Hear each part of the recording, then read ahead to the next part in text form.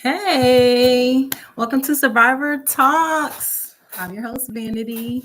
I am excited to be talking about this topic. Tonight we're going to talk about trust, building trust with your children. Okay. Man, so many questions have been coming in, and I don't want to just go through them all. I'm going to try to get to them all. I try to answer them one at a time, because I want to give, you guys insightful answers. But tonight we're going to talk about trust. We're going to talk about the children. We're going to talk about some warning signs. And before we get started, I have to give the disclaimer. If you feel triggered at any point during this conversation, please step back, take a break, go get a drink of water, go get a snack, take some deep breaths. And if you feel like you can come back, then come back. We want to have you back here, okay? So tonight we are going to talk about building trust with your children. Why is this important? It's very important because when you don't have trust with your children as a parent or as a caregiver, guess what? It can drive a wedge into the communication, right? And we don't want that. So first, I want to explain what child abuse is before we do the deep dive into the trust conversation. First of all, child sexual abuse is any type of sexual abuse that occurs with a minor under the age of 18 years old. This could be sexual abuse. This could be physical abuse, and even child pornography, okay? And then you also have child trafficking, okay? But we're going to talk about the sexual abuse and the physical abuse tonight, okay? So abuse can happen to anybody. It is not a thing that just happens to adults. It can happen to minors as well. It happens to children. It happens to even, yes, the little babies. I know that sounds crazy, but it is a thing. It's really sad. These different forms of child abuse can leave a big dent in one's life, even as they get older, right? So when we think about child abuse, when we think about child sexual abuse or just abuse with children, we have to ask ourselves, well, how do we know if a child is going through abuse at home, at church, at school? How do we know, right? There are warning signs. There are different warning signs, and guess what? All of them look different when you have different children, okay? Everybody is not the same. Everybody was created different. So Larry and John, they may display X, Y, and Z, while Susie and Sarah may display A, B, and C, right? It's different among each person. While some children may do display some of the same signs, it could still look different, right? So one of the warning signs for sexual abuse in children or abuse is a change in behavior. What does this look like? Okay. Even that change in behavior could occur in school or at home. So maybe they're acting a certain way, right? Maybe you don't have to really talk to them as much, right? When I say talk to them, I mean like correct them. A child, you don't have to correct them as much, right? Because they're following your directions, they're following the rules, they're doing what they're supposed to do, right? They are respectful or nice or being kind to maybe their peers and the people around them. Maybe they don't have outbursts. Then all of a sudden you see a change. What do you mean, Vanity?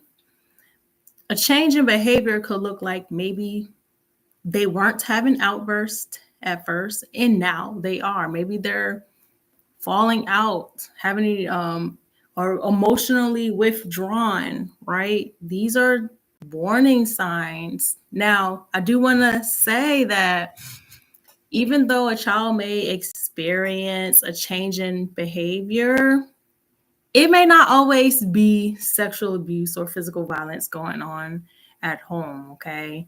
Maybe there's some other things that's happening. Typically, maybe like puberty, depending on the age of the child, or just maybe a different stress or other different factors.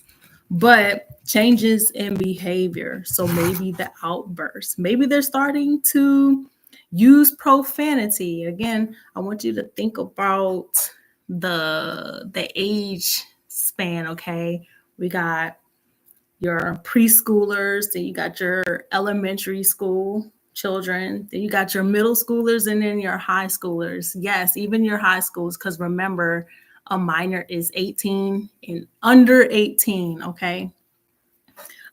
Depression.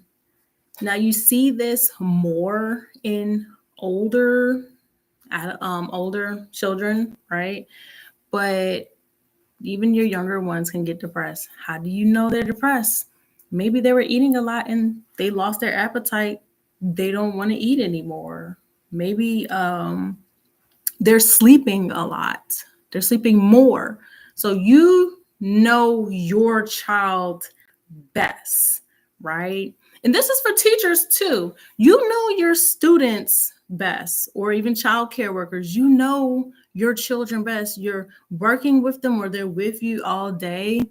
You know what their day-to-day behaviors are, right? So if you see that change, and I'm not talking about a change where it's just maybe, okay, maybe Tuesday they're acting a little different. No, I mean, over a period of time, you see these behaviors, the outbursts, right? The maybe I'm tired all the time. Maybe I can't sleep, nightmares, right? Maybe I'm hungry so much now. Maybe I don't want to eat at all.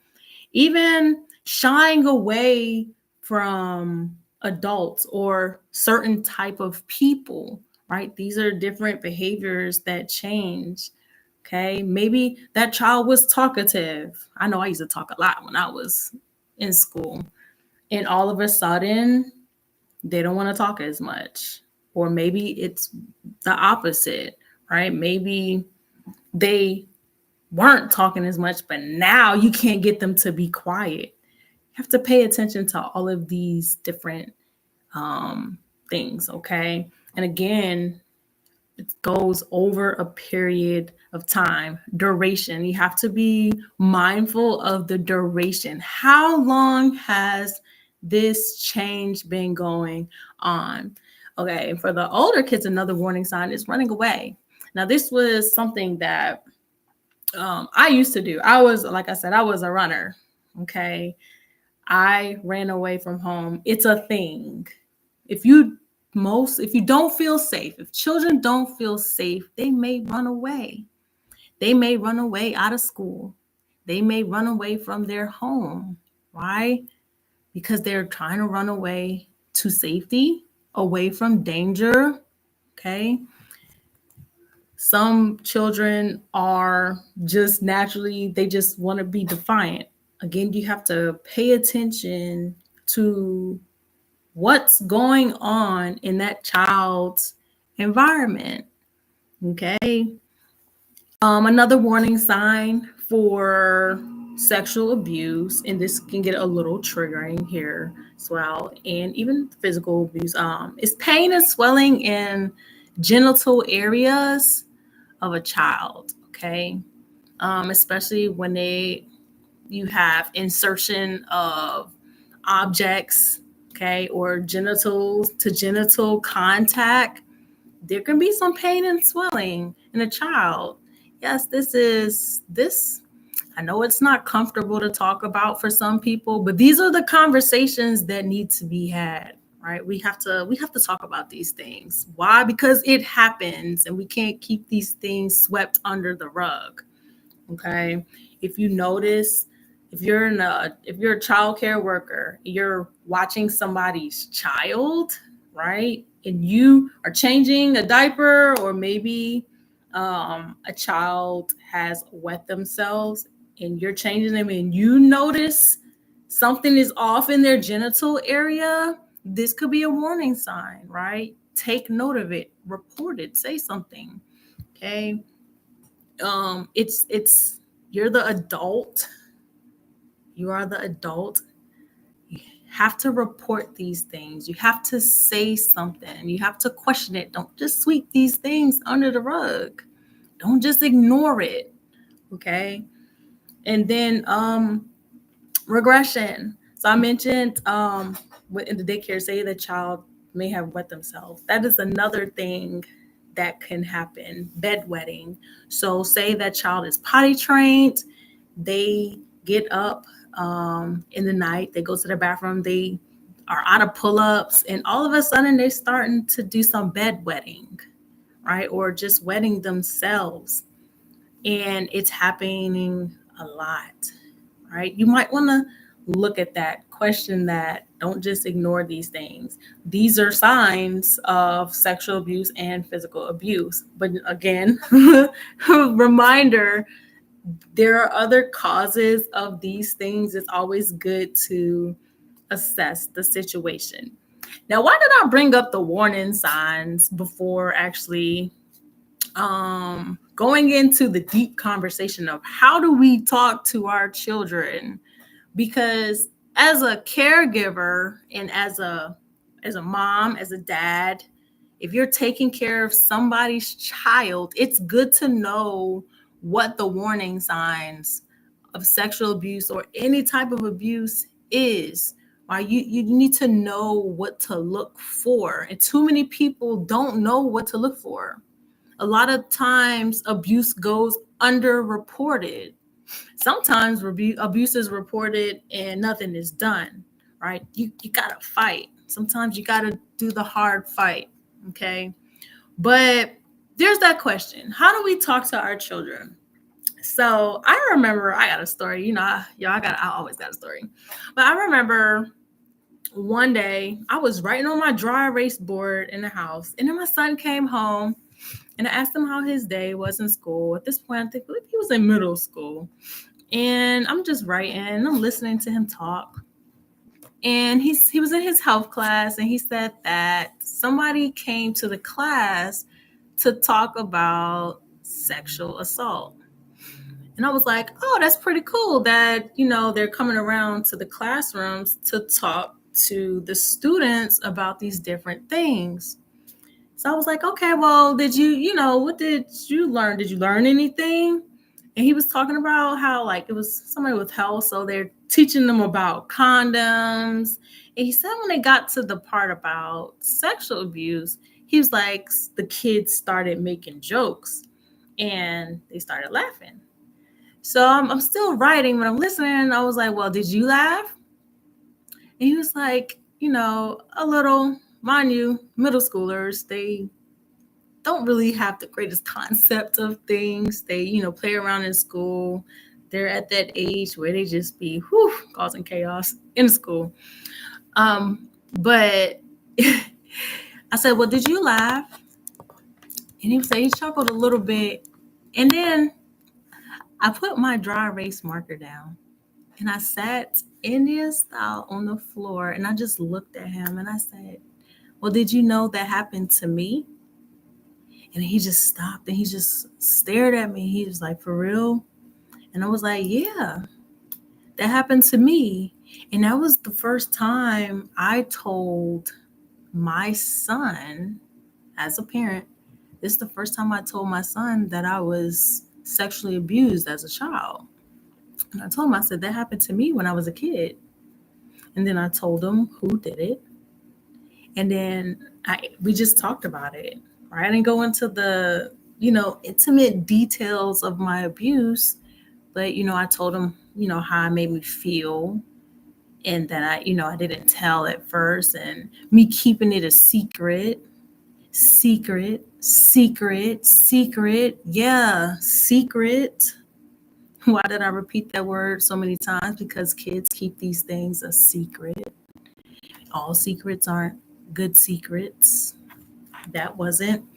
And so I talked to him about it. And that conversation, me asking him how his day was in school, opened the door for me to have the conversation with him about me being abused as a child. Now I get that question a lot. I've had so many parents ask me how do I talk to my child about my abuse? Because we're not going to pretend that your abuse don't affect how you parent, okay? It does. Okay? Past past experiences can affect your present behaviors if you don't deal with it. And a lot of the time, sexual abuse is something, again, we put it in a closet, close the door and lock it with the key, hide the key. We sweep it under the rug, right? Act like it don't exist, but it's still there. It shows up in its ways. And for me, and a lot of parents, it was in the parenting. So we have to learn to make time. That's the first thing. How do you talk to your children? Making time. You see, if you notice, I asked my son, hey, how was your day in school? Okay. Asking those questions on a day-to-day basis. You don't even have to ask it every single day, but making it a thing that you ask them the question is important. Why? It gets them to talking. Asking open-ended questions, okay? Because if you ask the yes or no, you might just get a yes and they just keep it moving. But if you want that meaningful conversation, ask some open-ended questions. Make time for your children.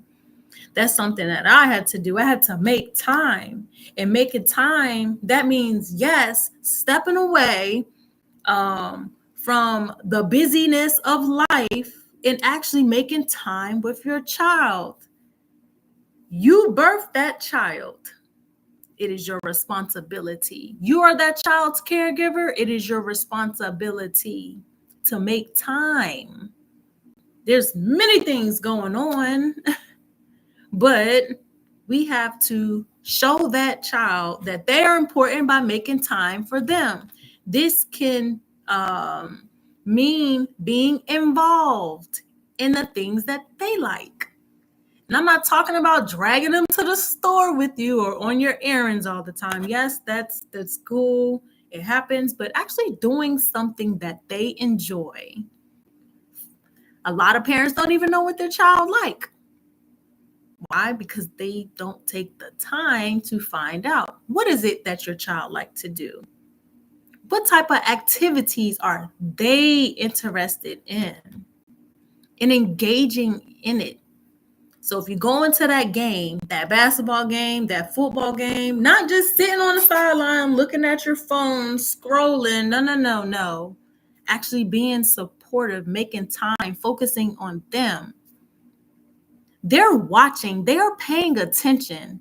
I remember, listen, I don't talk about nothing I ain't been through. I remember at one point my son was like, Mom, you always on your phone. This is, he was getting older. And just because they're teenagers don't make you exempt from making time for them and being involved. No, they need you. Okay. This builds that trust. This opens the door for trusting, meaningful relationship. Okay. He was like, "You always on your phone." So I had to be mindful of getting off my phone. And, even if like I said, when I was writing at my dry eraser board and he was talking, but I should have been looking at him. I should have stopped. Because it became to a point where I'd be on my phone and he'd be like, Ma, kids they want that eye contact. They want to know that you hear them and that you see them. This is how you make time. This is how you be involved, right? This is how you build that trust and safety. You create a safe environment for them. Talk to your children in a safe space. You create a safe space for them. It's important. You want them to feel safe when they're talking to you. You want them to feel safe to talk about any type of topic, even the ones about sexual abuse, even the ones about sex, even the ones about their body parts. Have these conversations with them. Make it a norm. See, when my son was little, we would have the stranger danger conversations. Although he did not know what exactly happened to me at a very young age, I would have conversations about stranger danger and sexual abuse. Why? I started planting that seed because there's a thing where abuse can happen to a child and they don't know what's happening. They don't know that it's an inappropriate touch going on. Okay? And it's good. You want to create that safe space for these type of conversations. That's what builds trust in the relationship. Another thing to talk about with your child is who's around them. Who is in their life? See, it's easy to, who's in their life as they're young, but as they get older, this is for my older kids. Who are they hanging around? Who are they texting? Who are they calling? Who are they on the phone with? Who are they walking home with after school? For some, who are they cutting school with? Okay. Who is around your children? And the parents, caregivers, which friends of yours are around your children? You have to be mindful of who's around them. Are they a negative influence or are they a positive influence? If they're negative, they gotta go. You probably don't need that in your life anyway. Okay? Pay attention to what your child is saying. Kids. Some people say that kids, they don't know what they're talking about. They're get brushed off, right? Their things that they're saying, their feelings are brushed off. We got to stop doing that. Children have feelings. Children have experiences. There's some adults that be like, oh, you're too young to be experiencing things. We got to stop saying that, okay? There are some very young children out here that are homeless. You mean to tell me they're not experiencing anything? There are children that are being beat at home, that are experiencing sexual abuse. You mean to tell me they're not experiencing anything? So we need to stop saying that because we don't know what somebody is going through or experiencing in their home, in their house. Okay? Pay attention to your child. This is how you build that relationship. This is how you get to know your child.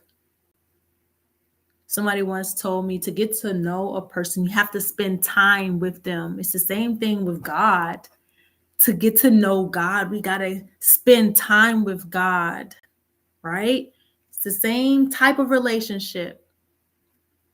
You get to know your child by spending time with them, just like that child gets to know their parent by spending time with them, that quality time. Okay? Talk, talk, talk. Don't be scared to talk. Okay? Talk about everything. That's your baby. Talk about everything. Don't talk bad about people. Talk about positive things. Talk about the future. What is it they want to do in life? Okay? There's so much to talk about. There's so many different topics. One of the things that me and my son do, for those who need some ideas. Me and my son, he's older, but we will play Uno and we play Trouble. We play games. My son likes video games. So I don't really do the video games too much. I try. Depends on the game. But sometimes if I don't play the video game, I'll just sit there and just watch him play it, just to be there in that space, right? Making time, being involved. It's important. Like I said, don't keep secrets either. A lot of the times, perpetrators, they will ask a child to keep a secret. Don't tell this, or such and such can happen. Oh, you got to keep this a secret. Talk to your child about secrets. Okay. I know there's that question or conversation out there about, oh, what if it's, a surprise party or something like that? We're not having a surprise party every single week, are we? You have to talk to them about good secrets, bad secrets. What is a good secret? Okay. A private engagement or something. But most of the time, if you got to keep it a secret, you probably shouldn't be. Okay. So talk to them about secrets. What does a secret mean to them? And then lastly, being aware of manipulation. Talk to your children about that. What does that look like? Most children are manipulated by perpetrators. Okay. These are the things that need to be talked about with the kids. They're not too young. All you have to do is break it down in a way where they understand, basically in their language. So if you have your preschoolers who talk about these things in their language. Your middle schoolers, your elementary kids, your high schoolers, keep talking about it. Talk about it, talk about it, talk about it. Okay? And that's how you talk to your children. That's how you build trust. You show them this, you show them this is what it looks like to have a healthy relationship. And when they learn what a healthy relationship is, then they'll know what an unhealthy relationship looks like if it ever came about. But talking to your children builds trust. Making time for them, being involved builds trust. And if something bad does happen to them on the outside of the home, you want them to trust you enough to come talk to you. And parents, we got to stop shutting the children down. They have feelings. We have to stop talking to them aggressive. We have to have assertive communication with our children, with our minors, with our youth, whatever you want to call it. Assertive communication, healthy communication, not screaming at them, not shutting them down, not telling them what they say doesn't matter. Actually stopping and listening to what they have to say. These things build trust. So that's all I got for y'all tonight on Survivor Talks. Thank you for tuning in. If this has blessed you, like, subscribe, and share. And I will see you next Thursday, 8 p.m. Central, 9 p.m. Eastern Time. See y'all.